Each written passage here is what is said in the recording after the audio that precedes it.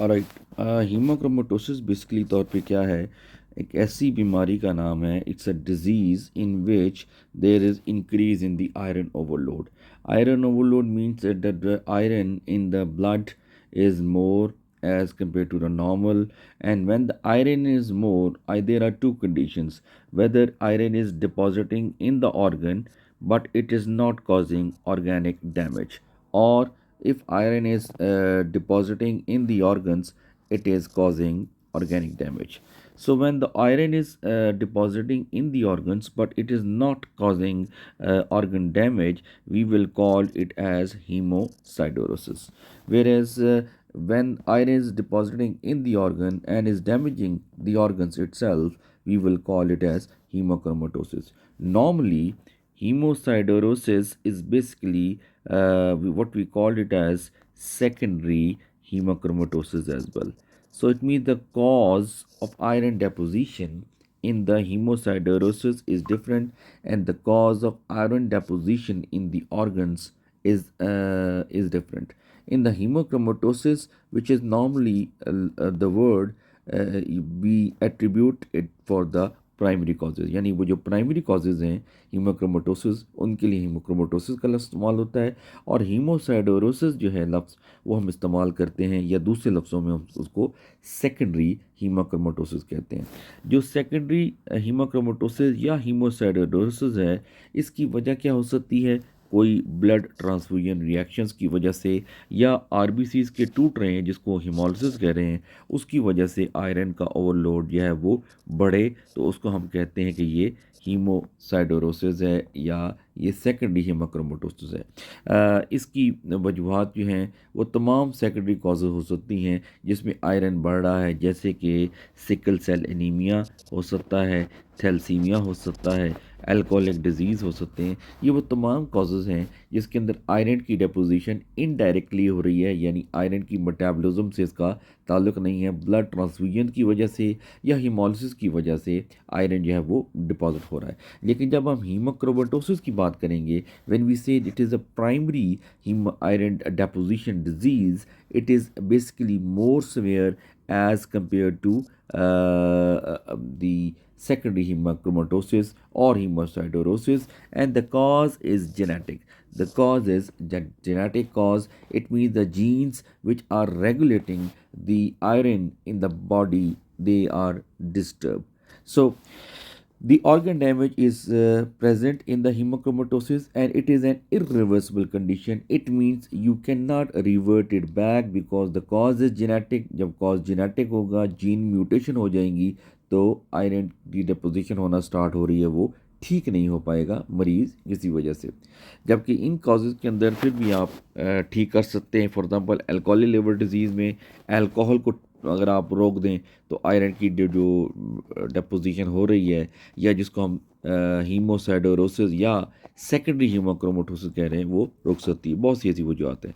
Show cause के हिसाब से हमने दो हिस्सों में डिवाइड कर लिया। नॉर्मली देखा जाए तो जो स्टोरेज होती है आयरन की, वो बॉडी के अंदर वो तकरीबन 2 to 6 ग्राम उसकी स्टोरेज रहती है, और उसमें 0.5 जो ग्राम है वो स्टोर होता है लिवर के अंदर, और लिवर में से भी 98% जो उसकी स्टोरेज है वो हेपेटोसाइट्स के अंदर होती है। ये ज़्यादातर 4th to 5th डेकेड के मरीज़ प्रेजेंट करते हैं हीमोक्रोमेटोसिस के ज़रिए से। अब एक बात आपके दिमाग में आ सकती है कि चलें मान लिया कि कॉजेज़ अगर सेकेंडरी हों, यानी सेकेंडरी कॉजेज़ की वजह से अगर आयरन बढ़ रहा है, तो मैं समझ सकता हूँ कि शायद एज 40 साल या 50 साल हो सकती है। लेकिन अगर कोई प्राइमरी कॉज के साथ प्रेजेंट कर रहा है, जबकि कॉज भी वो जेनेटिक है, तो वो जेनेटिक कॉज तो जल्दी डिटेक्ट होनी चाहिए। तो उसमें फिर एज 40 से 50 साल तक क्यों रहती है? उसकी बुनियादी वजह यह है कि हीमोक्रोमेटोसिस एक स्लोली प्रोग्रेसिव डिजीज़ है। आहिस्ता आहिस्ता आयरन की डिपोजिशन या वो ऑर्गन्स में होना शुरू होती है, और बाय द टाइम ये फुल ग्रोन होता है, वो उस वक़्त एज मरीज़ की है वो 4th डेकेड या 5th डेकेड रहती है। आयरन जब आहिस्ता आहिस्ता डिपॉजिट होना शुरू होता है तो वो डिफरेंट ऑर्गन्स में डिपॉजिट होता है। लिवर के अंदर जब आयरन डिपॉजिट होगा तो वो छोटे छोटे सिरोसिस यानी फाइब्रोसिस के नोड्यूल्स बनाएगा, जिसको हम माइक्रो नोडुलोसिरोसिस कहते हैं। और पेनक्रियाज के अंदर जब वो जमा होगा तो पेनक्रियाज में जो इंसुलिन बन रही थी वो बनना ख़त्म हो जाएगी, जिसकी वजह से डायबिटीज़ मेलाइटस होगा। और इसके अलावा स्किन के अंदर वो प्रेजेंट करेगा तो स्किन के अंदर हीमोसाइडरिन या आयरन की डेपोजिशन की वजह से एबनॉर्मल स्किन पिगमेंटेशन आपको नज़र आएगी।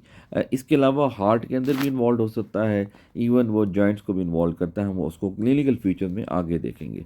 दो बुनियादी कॉजेज़ आपने कभी नहीं भूलने, एक कि आयरन की एब्जॉर्प्शन इंटेस्टाइन से बढ़ना शुरू हो गई है, या गैर ज़रूरी तौर पे किसी मरीज़ को ब्लड ट्रांसफ्यूजन्स लग रही हैं जिसकी वजह से आयरन वहाँ से निकल कर डिपॉजिट हो रहा है। अगर ये ब्लड ट्रांसफ्यूजन की वजह से है तो आपने याद रखना है कि ये सेकेंडरी काजेज़ ऑफ हीमोक्रोमेटोसिस है, जिसको आप हीमोसाइडोरोसिस भी कह सकते हैं, या इसको आप हीमोसाइडोरोसिस भी कह सकते हैं।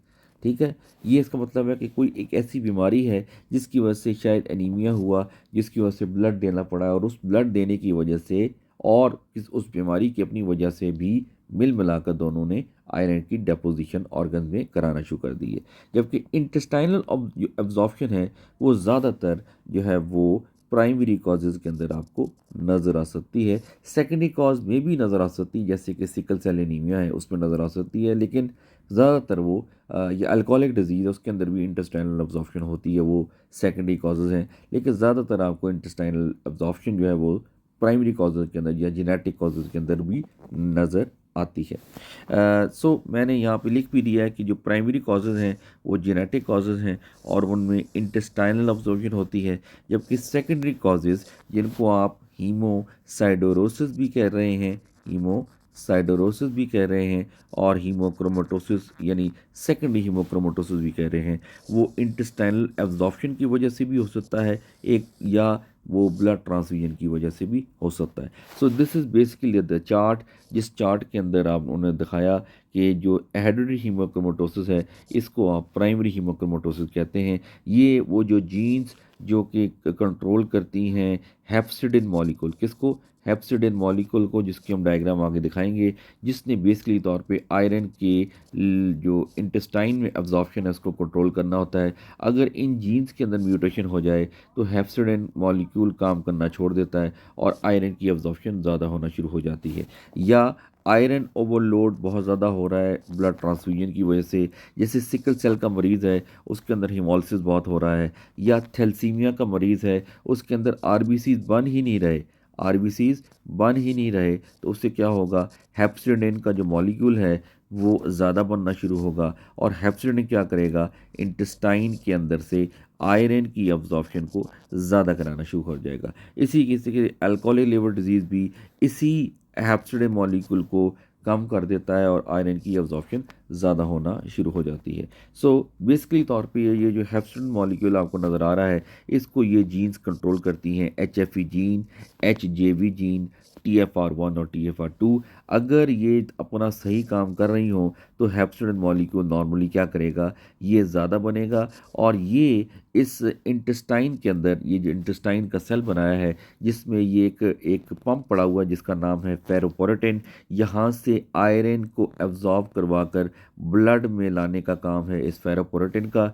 जबकि इस हेप्सिडिन का काम ये है कि ये इस पंप को काम ही नहीं करने देता, और जब हेप्सिडिन इस पंप को काम नहीं करने देगा then what happened to this iron, this iron will remains inside, it is not going outside. So अगर हेप्सिडिन मॉलिक्यूल का मैं याद रखने के लिए मैं तरीका बनाऊं तो मैं ये बनाऊंगा कि hepcidin hepcidin is inversely proportional to iron.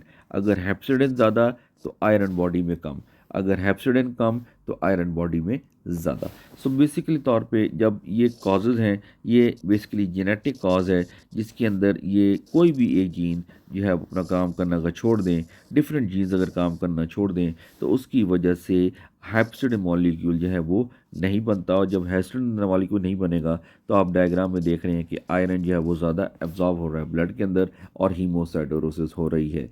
अब इसमें ज़्यादा जो कॉमन जीन है जो इन्वॉल्व होती है, जो कि ज़्यादा असर करती है, दैट इज़ HFE जीन, जो म्यूटेंट हो रही है। अब HFE जीन क्या होती है? फॉर एग्जांपल हिपैटोसाइट्स के अंदर जो सेल्स के न्यूक्लियस हैं उनमें क्रोमोसोम्स पड़े होते हैं और हर क्रोमोसोम के एक एलील को हम क्रोमेटिड कहते हैं। क्या कहते हैं? क्रोमेटिड। अब हर एलील पर उसकी एक जीन पड़ी है तो दूसरे एलील पे भी उसकी एक जीन मौजूद होगी। अब उस जीन के अंदर क्या है? न्यूक्लियोटाइड सीक्वेंसेस हैं। क्या है? न्यूक्लियोटाइड सीक्वेंस है। तो टू 282 पोजीशन पर अगर जो सिस्टीन मॉलिक्यूल है वो टायरोसिन में कन्वर्ट हो जाए तो होगा क्या कि जीनोटाइप जो है इसकी जो जीन की जो अपीयरेंस है वो तो शायद चेंज ना हो, लेकिन उसकी जो जेनेटिक मेकअप है वो अब चेंज हो गया है, जिसकी वजह से लॉस ऑफ फंक्शन म्यूटेशन होगी। क्या होगी? लॉस ऑफ फंक्शन म्यूटेशन, यानी ऐसी म्यूटेशन हुई है कि अब HFE जीन ने काम करना छोड़ दिया। तो जब HFE जीन काम नहीं करेगा तो हेप्सिडिन मॉलिक्यूल को क्या होगा? हेप्सिडिन ज़्यादा बनना शुरू हो जाएगा, हेप्सिडिन ज़्यादा कम बनना शुरू हो जाएगा। और जब हेप्सिडिन कम होगा तो आयरन की एब्जॉर्प्शन जो है वो ज़्यादा होना शुरू हो जाएगी ब्लड के अंदर और हीमोक्रोमेटोसिस होगा। दूसरी वजह ये हो सकती है कि उसी जीन के अंदर जो H63 यानी 63 पोजीशन पे जो हिस्टामीन था वो कन्वर्ट हो गया है एस्पार्टेट के अंदर। दोनों वजूहात की बिना पर जो HFE जीन है वो उसमें म्यूटेशन हो जाती है। अगर फॉर एग्ज़ाम्पल एक एलील में म्यूटेशन हो तो हम उसको हेट्रोज़ाइगस कहते हैं। अगर दोनों एलील्स जो हैं वो म्यूटेंट हो जाएं तो उसको हम होमोज़ाइगस कहते हैं। और याद रखें होमोज़ाइगस वाला जो केस होता है वो ज़्यादा सिम्टोमेटिक होता है as compare to HFE gene. Iron जो है वो ये पोर्टल ट्रैक दिखा रहे हैं जिसमें पोर्टल आर्टरी है, पोर्टल वेन है, और ये हेपेटिक आर्टरी है, पोर्टल वेन है और बाइल डक्ट है। पोर्टल एरिया के इर्द गिर्द जो पेरी पोर्टल एरियाज़ हैं वहाँ पे सबसे पहले आयरन की डेपोजिशन होती है। बाद में आयरन जो है वो साइनोसाइड्स के अंदर जो कुफर सेल्स पड़े होते हैं इनके अंदर भी इसकी डेपोजिशन होना स्टार्ट हो जाती है। एंड एट द लास्ट क्या होगा कि फाइब्रोसिस जो है वो होना शुरू हो जाएगा, जिसको हम माइक्रो नोडुलर सिरोसिस कहते हैं। तो सिरोसिस की एक ऐसी टाइप जिसमें छोटे छोटे नोड्यूल बनना स्टार्ट हो जाएं, इनको हम माइक्रो नोडुलर सिरोसिस कहते हैं। इनिशियली ब्राउन कलर का होता है जब आयरन डिपॉजिट होना स्टार्ट हो, और लेट स्टेजेस के अंदर पूरा लिवर जो है वो ब्राउनिश ब्लैक कलर का हो जाता है आयरन की वजह से। इसके अलावा पैनक्रियाज के अंदर ये डिपॉजिट होगा, फाइब्रोसिस कॉल करेगा और उसकी वजह से डायबिटीज़ मेलाइटिस की बीमारी होगी। स्किन के अंदर स्किन पिगमेंटेशन करेगा। जॉइंट्स के अंदर ये साइनोवियल मेम्ब्रेन को डैमेज करता है और कार्टिलेज को डैमेज करना शुरू कर देता है, जिसकी वजह से कैल्शियम पायरोफॉस्फेट क्रिस्टल्स बनना स्टार्ट होते हैं। और उसकी वजह से जो बीमारी है जिसको हम सोजिस यानी जॉइंट्स की इन्फ्लेमेशन कहते हैं, that is called pseudo gout. Testis atrophic हो जाती हैं। उसकी एक बुनियादी वजह यह है कि ब्रेन से जो हार्मोन्स हैं वो काम करना छोड़ देते हैं, जिससे टेस्टिस एट्रोफी हो जाती हैं और हार्ट के अंदर एरिथमिया स्टार्ट हो जाते हैं। बुनियादी तौर पे जो कॉम्प्लिकेशंस हैं आयरन डेपोजिशन की वो ये है कि ऑर्गन का फेलियर या लिवर के अंदर सिरोसिस या लॉन्ग स्टैंडिंग लिवर सिरोसिस की वजह से जिगर का कैंसर, जिसको हम हेपेटोसेलुलर कैंसर कहते हैं या कार्सिनोमा कहते हैं। अगर जेनेटिक कॉज हो तो उसके लिए आप जेनेटिक टेस्टिंग करके उसको चेक कर सकते हैं, और वैसे आप लिवर बायोप्सी भी कर सकते हैं ताकि चेक करने के लिए कि कोई फाइब्रोसिस वगैरह स्टार्ट तो नहीं हुआ। और फ्लेबॉटमी करके हम नॉर्मली जो आयरन अगर डिपॉजिट हो भी रहा है तो उसको हम डिप्लीट कर सकते हैं या स्टोर्स को ख़त्म कर सकते हैं। अब एक बात है कि थैलेसीमिया के अंदर हो क्या रहा है कि थैलेसीमिया एक ऐसी बीमारी है जिसके अंदर हीमोग्लोबिन सही नहीं बन रहा। जब हीमोग्लोबिन सही नहीं बनता क्योंकि उसकी जो 2 अल्फ़ा और 2 बीटा जीन्स होती हैं, उनके अंदर जो बीटा वाली जीन्स हैं वो काम करना छोड़ देती हैं, वो प्रोटीन पूरा बन नहीं पाता। जब हीमोग्लोबिन पूरा नहीं बनेगा तो एरिथ्रोपोइसिस बोन मैरो के अंदर जो एरिथ्रोपोइसिस हो रहा था वो भी सही हो नहीं पाएगा। और जब एरिथ्रोपोइसिस सही नहीं होगा यानी आरबीसीज के बनने का अमल, तो हेप्सिडिन मॉलिक्यूल जो है वो अपना सिंथेसाइज ज़्यादा होगा। जब हेप्सिडिन ज़्यादा सिंथेसाइज होगा तो आयरन की डेपोजिशन या एब्जॉर्प्शन इंटेस्टाइन से ज़्यादा होगी। So this is the thalassaemia which is actually causing secondary hemochromatosis. That's all. Thank you very much.